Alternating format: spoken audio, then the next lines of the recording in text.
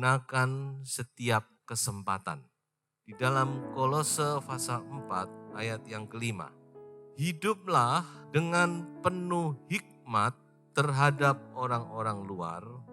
Pergunakanlah waktu yang ada. Garis bawahi kalimat yang bagian 2 ini. Pergunakanlah waktu yang ada. Kita masih di awal-awal tahun yang baru. Maka saudara-saudara, tidak ada salahnya hal yang penting, nasihat yang penting dari firman Tuhan kepada kita, yaitu kita mau menggunakan waktu yang ada dengan baik. Gunakan setiap kesempatan. Dalam bahasa Inggris dipakai kata make the best, make the most of every opportunity.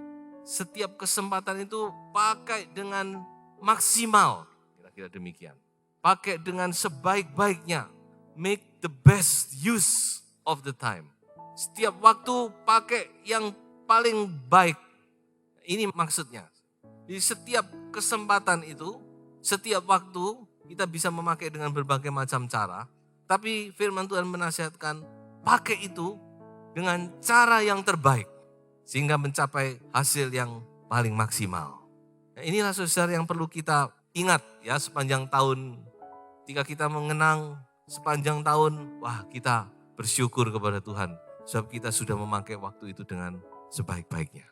Make the most of every opportunity.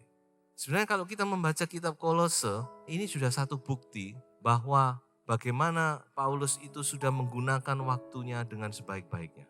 Mengapa demikian? Karena kitab Kolose ini sendiri ditulis di dalam penjara. Dan bukan cuma kitab Kolose saja, ada 7 kitab. Kolose, Filemon, Efesus, Filipi, 1-2 Timotius, Titus. Ada 7 surat penjara namanya. Jadi ini sudah bukti, Kolose ini sih satu bukti bagaimana seseorang itu bisa menggunakan waktunya dengan baik. Bayangkan dalam penjara, Paulus bisa menulis surat. Dan surat ini bukan sembarang surat, tapi benar-benar dari Tuhan memakai tangannya. Dan surat ini salah satu surat yang penting di dalam perjanjian baru. Itu ditulis di dalam penjara. Bukan waktu enak-enakan, bukan di tempat yang sepi, yang nyaman. Dalam keadaan yang sangat tidak nyaman. Dalam keadaan yang kumuh, di tempat yang sangat tidak memenuhi syarat. Tapi disitulah dihasilkan surat-surat Paulus yang luar biasa. Menjadi pegangan kita gereja Tuhan sepanjang zaman. Jadi ini sudah bukti. Bagaimana kalau kita bisa menggunakan kesempatan itu dengan sebaik-baiknya. Menggunakan kesempatan itu dengan baik, dengan the most, the best. Maka kita akan menghasilkan sesuatu yang luar biasa. Amin.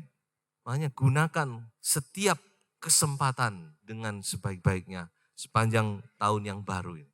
Nah saudara, sekarang saya akan menginjak lebih jauh. Saya akan memberikan kepada saudara-saudara gambaran yang lebih detail. Bagaimana cara kita menggunakan kesempatan itu dengan baik. Ada 3 hal yang perlu kita ingat. Bagaimana seseorang bisa menggunakan waktu kesempatan itu dengan baik. Yang pertama, yaitu put first thing first. Letakkan hal yang utama di tempat yang utama artinya. Atau kalau kita sekarang pakai istilah yang paling gamblang yaitu prioritas. Prioritas ini sangat penting. Karena hidup manusia ini diperhadapkan dengan banyak hal yang perlu kita kerjakan. Ada yang tidak seberapa penting, ada yang tidak penting, tapi ada yang penting. Dan ada juga yang paling penting. Nah, itulah sebabnya kita harus bisa meletakkan prioritas. Karena kita tidak mungkin mengerjakan semuanya. Misalnya ada waktu 1 jam, atau mungkin setengah jam. Mana yang harus kita lakukan? Kita harus tahu prioritas. Kita perlu hikmat ini. Bagaimana kita bisa tahu prioritas itu? Ini adalah syarat utama untuk kita berhasil dalam hidup. Saya yakin pemimpin-pemimpin perusahaan yang berhasil itu memakai prinsip ini, prioritas. Bahkan sudah jadi pemimpin, manajer dari berbagai perusahaan. Nah mungkin dia bisa menangani begitu banyak hal. Makanya dia akan pilih yang terpenting apa, ini yang harus diselesaikan, diutamakan. Ini yang namanya tadi put first thing first. Demikian juga dalam hidup kita, bagaimana cara kita memakai kesempatan itu dengan baik. Yang pertama-tama kita harus tahu prioritas. Apa yang harus kita prioritaskan? Dan prioritas ini berubah-ubah sesuai dengan situasi, kondisi, sesuai dengan usia, prioritas orang tua dengan anak lain. Kalau prioritas seorang anak yang masih bersekolah tentu yang pertama-tama dia harus studi. Tidak boleh pacaran dulu, studi dulu. Tapi kalau prioritas orang tua, terutama yang sudah berkeluarga, saya rasa yang pertama harus keluarga. Itu prioritas. Jangan pekerjaan nomor satu. Ada saatnya memang kita harus prioritaskan pekerjaan. Misalnya waktu bekerja, ya kita harus taruh pekerjaan.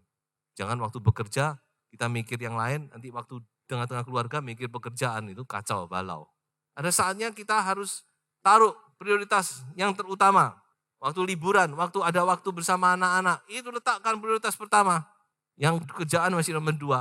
Kalau waktu bekerja, ya bekerjalah yang baik, yang sungguh-sungguh. Ya, prioritas ini penting. Kita harus tahu memprioritaskan apa dalam hidup kita. Tapi di dalam semuanya itu, kalau kita mau simpulkan, ada 1-2 prioritas yang tidak bisa ditawar. Memang tadi itu sudah ada prioritas-prioritas, tapi di atas semuanya, ingat saya berkata di atas semuanya, yaitu Matius 6 ayat 33. Apa yang dikatakan Matius 6 ayat 33? Itu ayat yang penting itu, ayat hafalan. Tetapi carilah dahulu kerajaan Allah dan kebenarannya, maka semuanya itu akan ditambahkan kepadamu. Jadi ini harus prioritas. Yang paling top, tidak bisa ditawar kalau ini. Yang lain tentu ada prioritas-prioritas. Mesti sudah prioritaskan keluarga, sudah prioritaskan keluarga. Waktu liburan bersama anak-anak, pakai itu. Karena itu adalah waktu yang sepertinya kok seperti membuang waktu, tidak, saudara. Jadi waktu itu bersama anak-anak, bersama keluarga itu harus dimanfaatkan. Jadi prioritas itu saudara harus tahu bagaimana memprioritaskan hidup ini. Apa yang harus saudara prioritaskan dalam waktu yang ada, waktu yang singkat, waktu yang terbatas ini. Kita taruh prioritas pada tempatnya yang benar. Nah itulah saudara akan menggunakan waktu saudara dengan baik. Ada prioritas lain juga ya yang bisa saya angkat di sini, yaitu di dalam Galatia 6 ayat 10. Karena itu selama masih ada kesempatan bagi kita. Ini kesempatan prioritas terhadap sesama. Kalau tadi ke atas loh, Matius 6 ayat 33 ini ke horizontal ini. Karena itu selama masih ada kesempatan bagi kita, marilah kita berbuat baik kepada semua orang. Tetapi terutama kepada kawan-kawan kita seiman. Berbuat baik itu juga kesempatan. Makanya ada satu ayat di dalam Amsal berkata demikian. Orang kaya dan orang miskin ketemu dan Tuhan yang membuat semuanya itu. Salah satunya saya yakin ini bicara tentang kesempatan. Mungkin ada yang pernah bertanya gini, kenapa? Kalau Tuhan itu kasih, kalau Tuhan izinkan ada orang miskin, ada orang cacat, ada orang begini-begini di dunia. Kan Tuhan itu kasih. Nah ini kadang-kadang seringkali menjadi ganjalan ya. Saya yakin salah satunya itu supaya kedua-duanya bisa mendapat berkat. Bagi orang yang berkelebihan, berkecukupan, kalau dia memberi, itu dia diberkati sebenarnya. Paling tidak dia diberkati oleh orang itu. Kalau orang itu berdoa, balas berkati Tuhan, itu kita sudah diberkati. Dan tentu orang yang berkekurangan, orang yang dalam keperluan, kalau dia mendapat bantuan, dia pasti menerima berkat. Tapi dia juga bisa menjadi berkat lewat doanya. Jadi ada kesempatan-kesempatan yang Tuhan berikan untuk kita berbuat baik. Biar kita mau tangkap itu dengan baik. Dan saya yakin saudara akan dibalas berkati dengan berlipat kali ganda. Yang kedua, bagaimana kita menggunakan setiap kesempatan dengan baik. Yang kedua adalah don't waste time. Jangan membuang waktu artinya. Ini saudara-saudara yang sering kali terjadi dalam kehidupan kita. Banyak kali kita bukan kekurangan waktu sebenarnya. Tapi kita membuang waktu. Banyak kali. Jadi kalau ada orang Kristen bilang saya tidak punya waktu membaca Alkitab, itu coba diteliti lagi. Kayaknya bukan begitu deh. Bukan gak punya waktu, tapi membuang waktu. Ada waktu-waktu sebenarnya bisa kita pakai, tapi kita buang. Toh membaca Alkitab itu enggak berapa menit bukan? Kalau kita maunya seberapa jam aja. Mazmur, Amsal, itu 1/4 jam kita konsentrasi sungguh-sungguh, itu sudah sangat membantu, sudah menolong kita itu. Tapi banyak kali kita buang waktu kita. Coba saudara, bagaimana kita bisa memakai waktu itu dengan baik. Jangan sampai waktu itu kita buang dengan sia-sia. Ayat tadi itu dalam Kolose pasal 4 ayat 5, Itu terjemahan bahasa Inggris yang lain dipakai kata redeem the time. Redeem itu artinya tebus, beli waktu itu. Waktu itu harus dibeli malahan.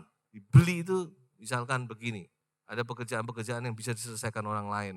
Kita pakai orang, walaupun kita harus bayar. Tapi kita kan punya waktu untuk mengerjakan hal yang lebih penting misalkan. Ya kecuali memang kita sudah tidak bisa dikerjakan orang lain yang harus kita kerjakan sendiri. Itu salah satu loh. Jadi katakan jangan dibuang waktu itu, redeem the time. Tuhan Yesus pernah berkata di dalam Injil Lukas bahwa anak-anak dunia, orang-orang dunia itu lebih cerdik daripada anak-anak Tuhan. Mereka lebih tahu memakai waktu dengan baik. Walaupun mungkin cara mereka keliru, tapi seringkali mereka itu lebih bisa menggunakan waktu. Tapi seringkali kita membuang-buang waktu dengan percuma. 1 Petrus pasal 4 ayat 3, Petrus berkata demikian, sebab telah cukup banyak waktu kamu pergunakan untuk melakukan kehendak orang-orang yang tidak mengenal Allah. Ayo kita kembali. Dikatakan, ayo sudah cukup banyak waktu yang sudah kita buang untuk hal-hal yang sebenarnya tidak perlu. Mari kita benar-benar sekarang mau belajar untuk memanfaatkan waktu itu. Kita ambil waktu, walaupun cuma 5-10 menit. Itu kalau dikumpulkan banyak. Tuhan Yesus pernah berkata kepada murid-murid, bukan? Kumpulkan potongan-potongan yang sisa itu. Dikumpulkan. Ternyata sudah dikumpulkan jadi 12 bakul penuh. Waktu-waktu yang sisa yang cuma di sini 5 menit, di sana 10 menit. Kalau kita bisa memakai waktu itu dengan baik, wah, itu akan menghasilkan sesuatu yang berharga. Jadi itulah yang kedua, jangan membuang waktu. Dan yang ketiga, bagaimana kita bisa menggunakan kesempatan dengan baik. Yang ketiga yaitu do it now. Kerjakan sekarang juga. Artinya jangan menunda. Salah satu kunci kegagalan yaitu seringkali orang itu menunda-nunda. Itu juga salah satu kunci iblis mengalahkan kita. Oh, tidak usah sekarang, besok saja. Ya, masih ada waktu. Mau bertobat masih ada waktu. Minggu depan masih bisa bertobat. Mau menjadi baik masih bisa.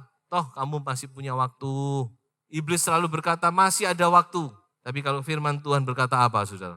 Hari ini, Ibrani pasal 4. Hari ini, kalau engkau mendengar suaranya, jangan keraskan hatimu. Hari inilah kesempatan. Kalau masih ada hari ini, itu Ibrani, itu firman Tuhan. Jadi saudara-saudara, coba kita belajar jangan suka menunda-nunda. Hari ini. Jadi saudara-saudara, apa yang Anda harus lakukan dan yang dapat Anda lakukan sekarang. Jangan menunda. Kalau menunda mungkin selamanya kita tidak akan melakukan. So itu saudara, mari kita belajar untuk kita tidak menunda-nunda waktu kita. Biar kita memakai waktu dengan baik. Di dalam firman Tuhan ada satu ilustrasi yang pernah Tuhan Yesus katakan tentang 10 anak darah. Ada 5 yang bijak, ada 5 yang bodoh. Saya melihat salah satu sebab mengapa dikatakan bodoh, karena mereka menunda. Mereka pikir, nanti masih ada waktu, mau perlu minyak, masih ada waktu beli minyak. Mereka tahu kalau minyaknya udah mau habis. Tapi mereka pikir, masih ada waktu kok. Kenapa harus beli sekarang? Saya masih mau kerjakan ini. Siapa tahu saudara, pengantin itu datang tengah malam. Toko-toko udah tutup semua. Mau lari, wah toko tutup semua. Ayo cari jauh tempatnya. Sampai sana balik udah ketinggalan. Ditunda. Jadi saudara, itulah yang bisa saya sampaikan. Mari kita menggunakan setiap kesempatan di tahun yang baru ini dengan baik. Dengan pertama, prioritas. Kedua, jangan membuang waktu. Dan ketiga, jangan menunda. Dan saya akhiri dengan satu ayat. Efesus pasal yang kelima. Ayat di Efesus, Paulus menulis hal yang sama dengan versi yang berbeda. Yaitu di pasal 5 ayat yang ke-16. Dan pergunakanlah waktu yang ada karena hari-hari ini adalah jahat. Tuhan memberkati Bapak Ibu Saudara sekalian.